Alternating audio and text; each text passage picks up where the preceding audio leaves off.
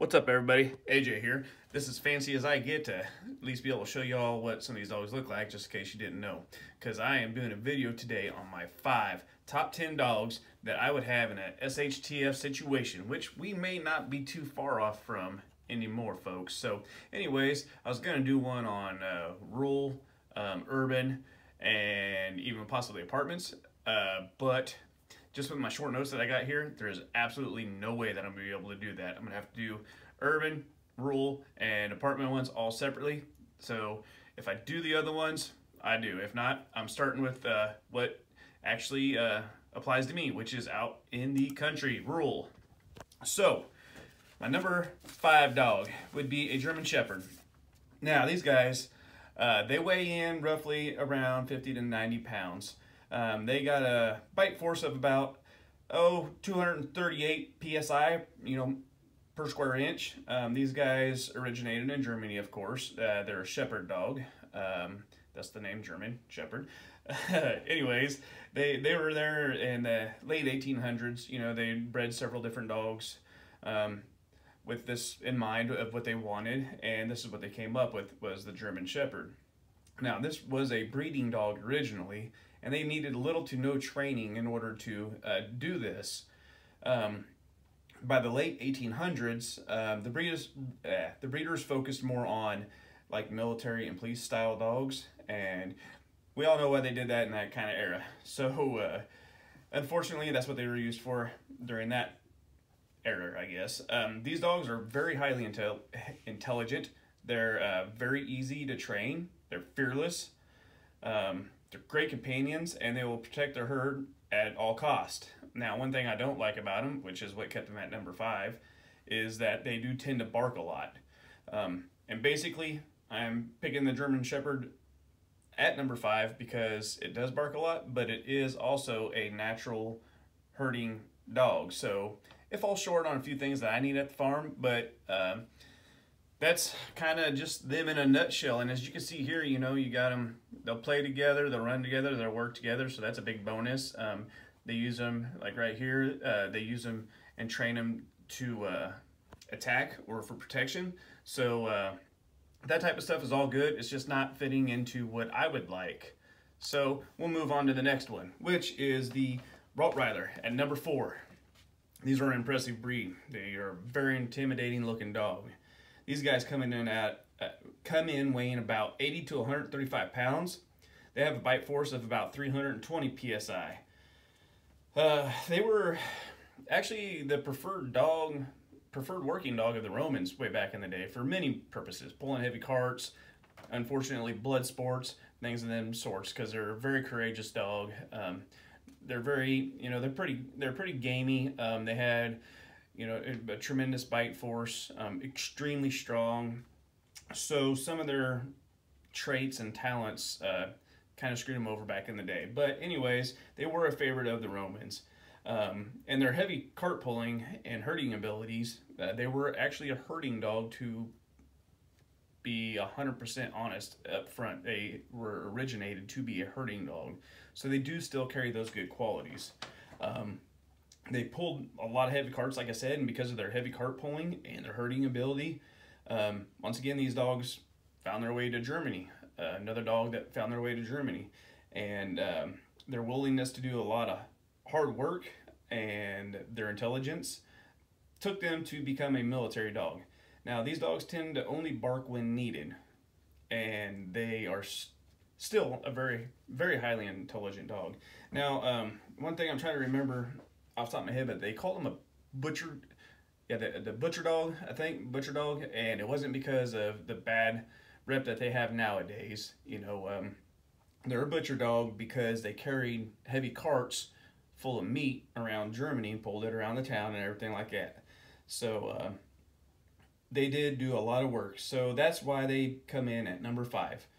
They fit a lot of my categories. I just feel that the farm needs a little bit different animal than this during an SHTF situation.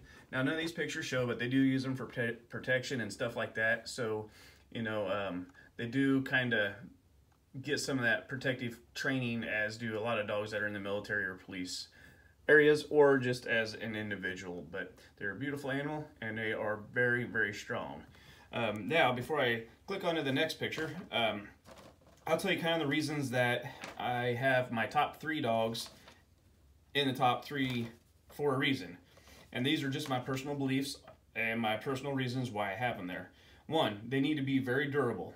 The animal during a SHTF situation, it needs to be extremely durable. You're not going to have a vet on hand, so you're going to have to put hands on this dog in order to fix him up. If he gets, you know, out there and gets tangled up with a couple coyotes or a bobcat or even a coon or something like that, you're going to have to fix these dogs. So you want them very durable, because when you're working on them, you don't want them to bite you. That'd be bad. Then you'd be stitching yourself and the dog.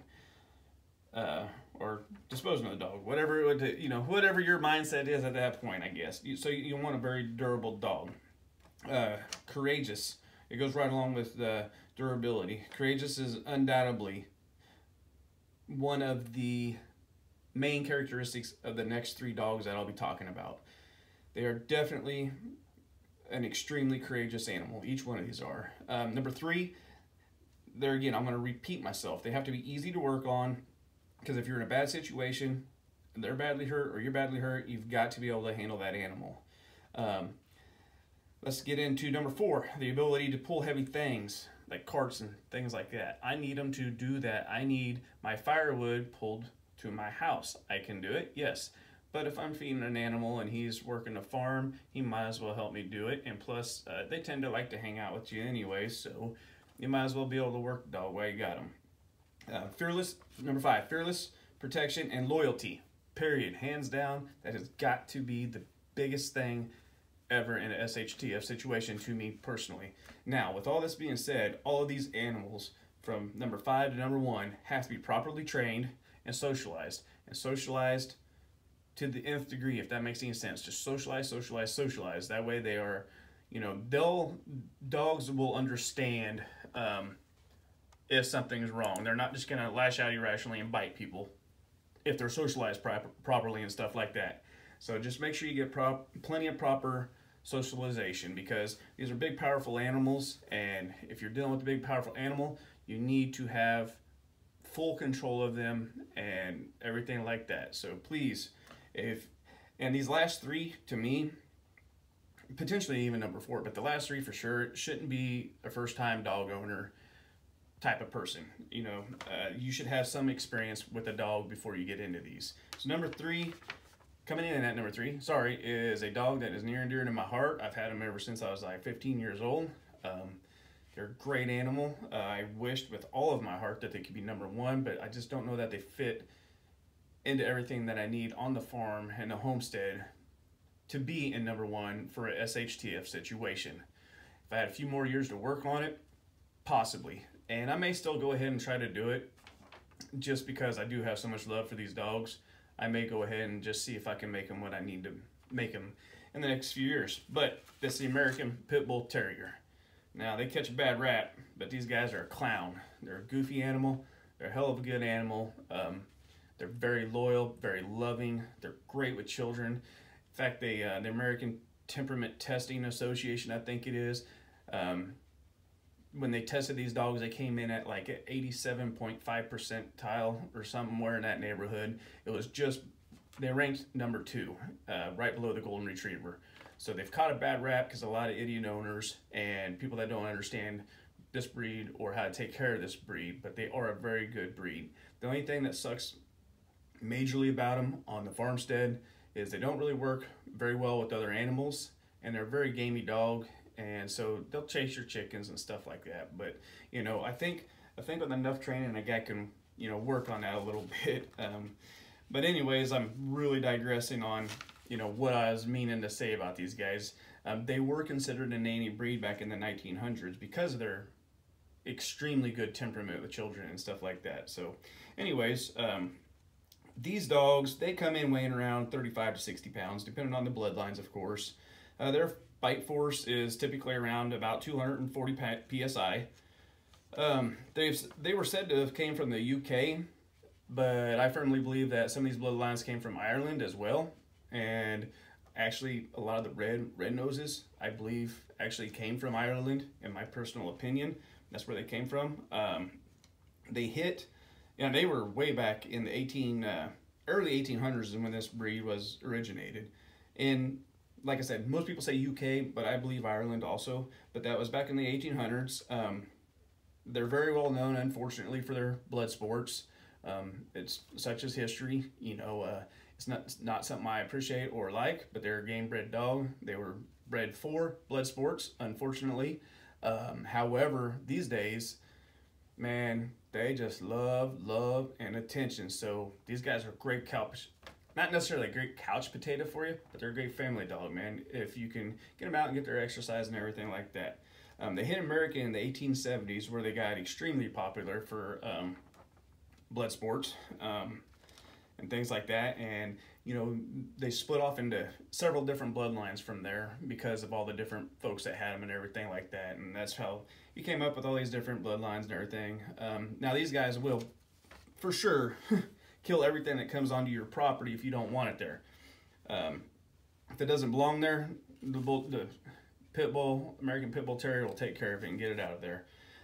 Now, with that being said, they have been used to herd cattle, herd sheep, pigs, things like that. I've even seen videos of these people using these dogs to like do 4-H training with a cow, like a show cow, and instead of having the kid walking around the whole time with the leash, they'll put the Bulldog, the American Pit Bull Terrier on it, and that pit bull will, you know, walk it around with that leash and everything and kind of hold on to it. So that's quite interesting. So they can work with your animals. It's just they tend to, like, if you raise rabbits like we do, or chickens or ducks like we do, these guys, they're a little bit ornery, so they will chase your chickens and stuff. But I think you can, I'm hoping maybe you can work it out of them. Now that I'm sitting here doing this video and got them at number 3, hopefully I can work on them a little bit longer in life.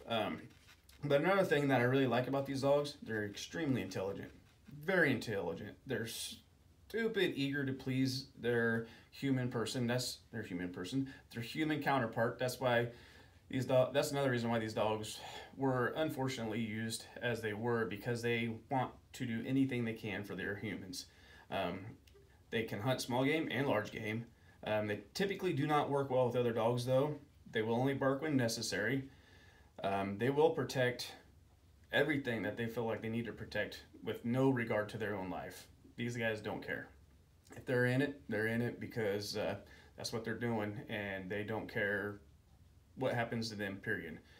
Like I said, they are a very intelligent dog and literally do anything for their humans. These guys are full of energy though, and they're definitely rowdy. So there's a few things that just keeps them at number 3. Anyways, move on to number 2. That is the American Bulldog.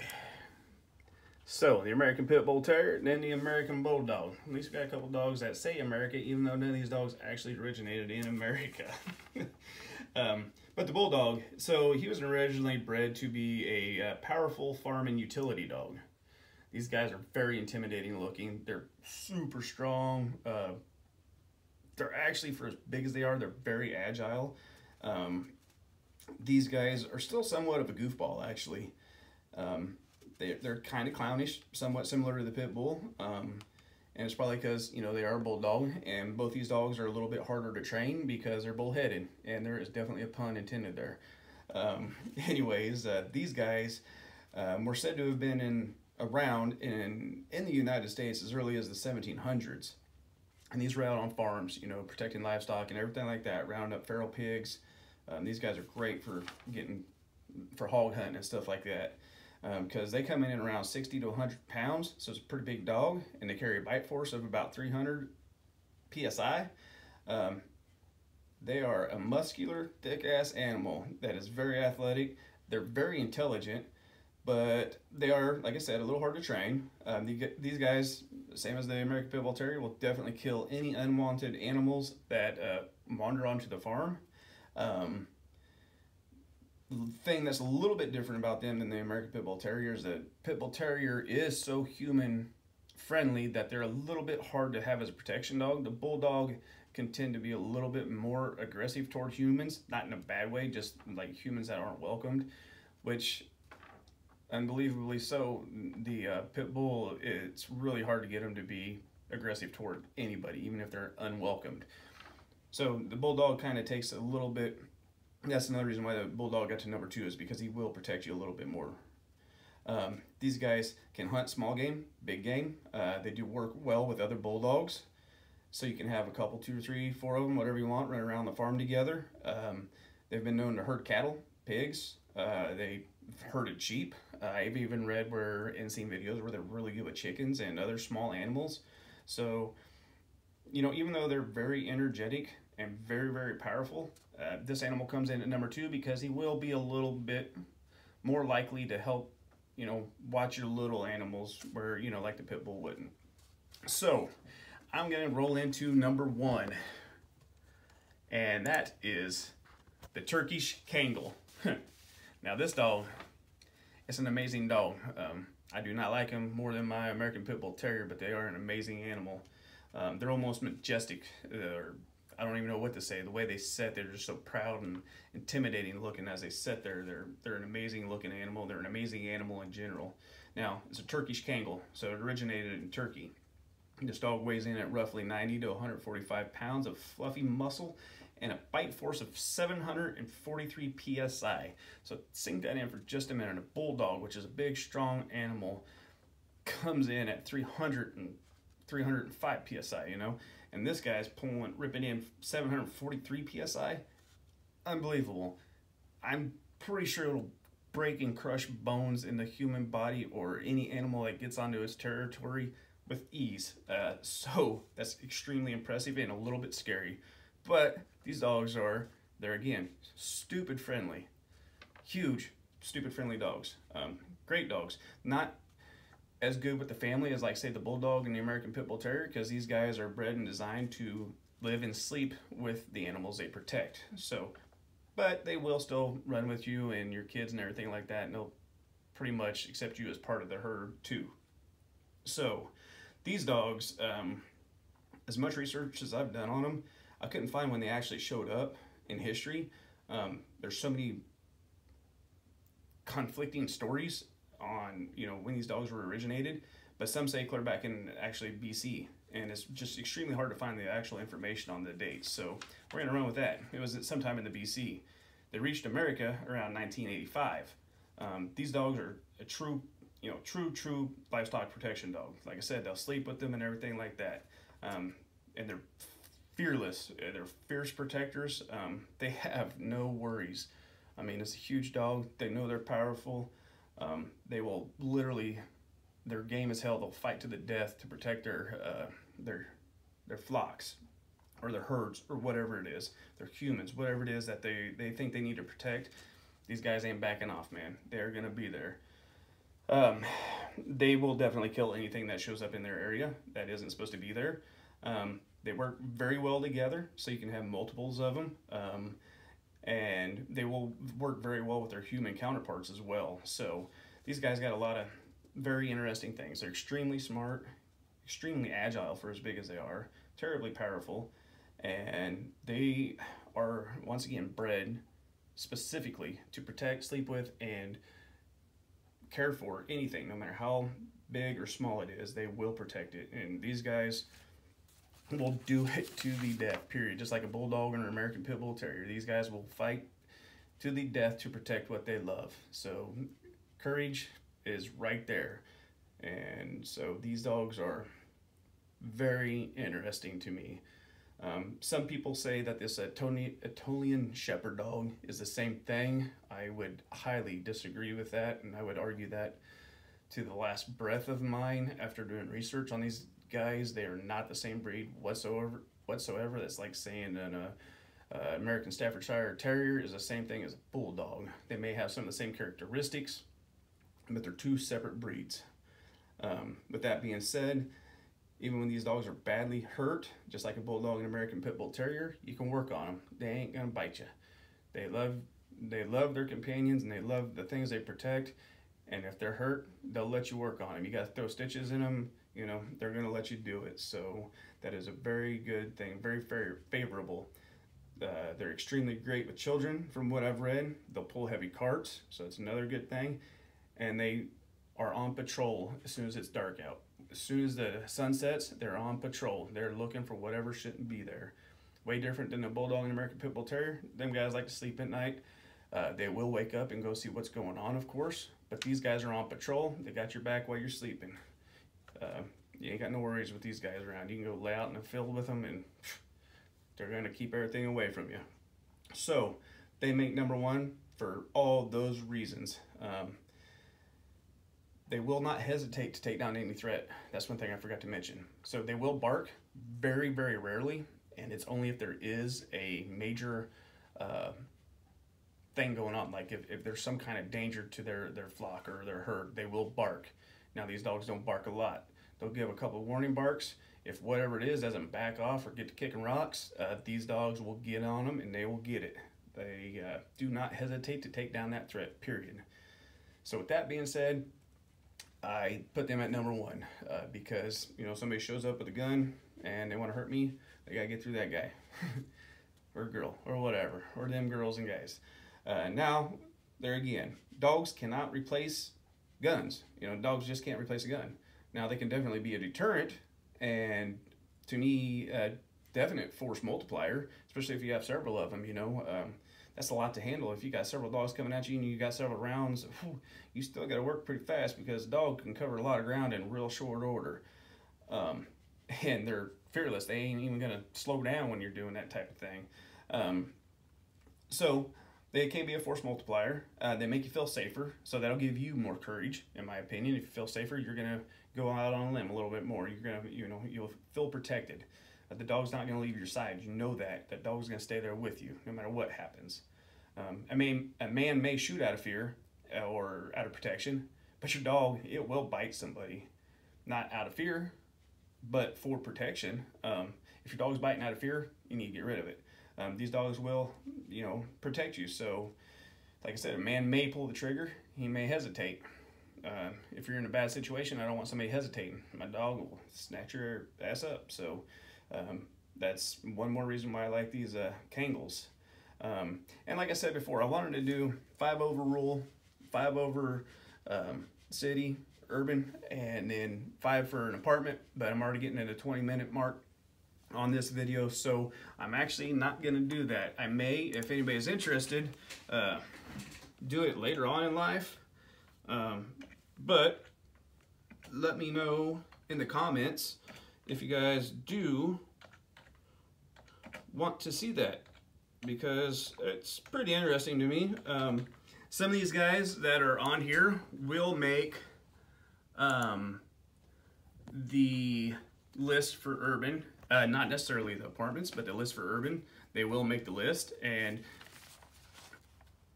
it's for a little bit different reasons. So anyways, like I said, I pulled this one up just for a little bit of a interesting, here you go, kind of fun fact, I guess. The Cane Corso, its bite force comes in right around 700 PSI, and it's the closest one to the Candle, the Turkish Candle.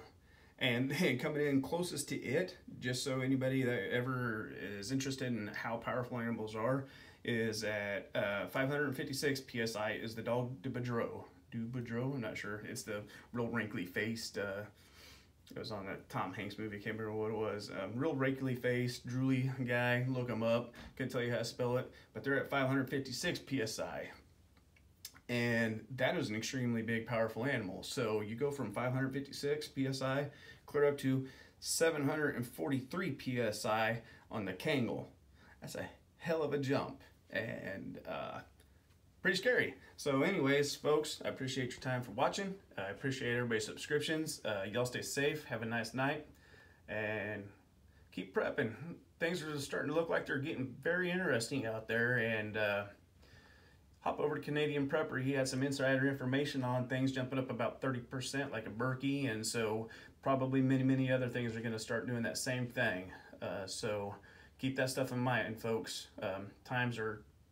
We all already see times are getting interesting, so just keep stacking and keep prepping, folks. Talk to you later.